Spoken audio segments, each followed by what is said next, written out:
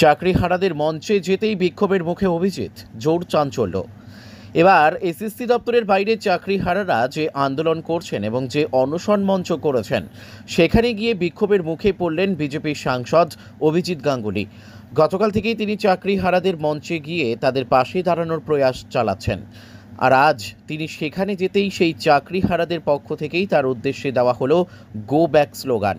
সূত্রের খবর, এদিন এসএসসি দপ্তরের বাইরে চাকরিহারাদের অনশন মঞ্চে পৌঁছে যান প্রাক্তন বিচারপতি তথা বিজেপি সাংসদ অভিজিৎ গাঙ্গুলি। আর সেখানেই তাকে উদ্দেশ্য করে গো ব্যাক স্লোগান দেন একাংশ। স্বাভাবিকভাবেই গোটা ঘটনায় রীতিমতো চাঞ্চল্যের সৃষ্টি হয়েছে।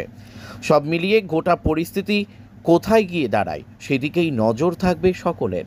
ব্যুরো রিপোর্ট, আমাদের টিভি। যে কোনো লফুল ডিরেকশন তারা দিতে পারে।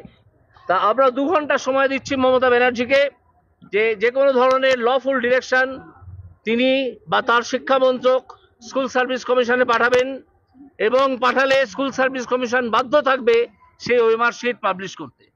যদি এই ওএমআর শিট তারা পাবলিশ না করেন এবং এই ধরনের ডিরেকশন যদি না আসে, তাহলে আমরা ধরে নেব আপনারা ওএমআর শিট পাবলিশ করতে চাইছেন না, কারণ আপনারা স্বচ্ছতার অভাব এইটাই চান, স্বচ্ছ হতে চান না।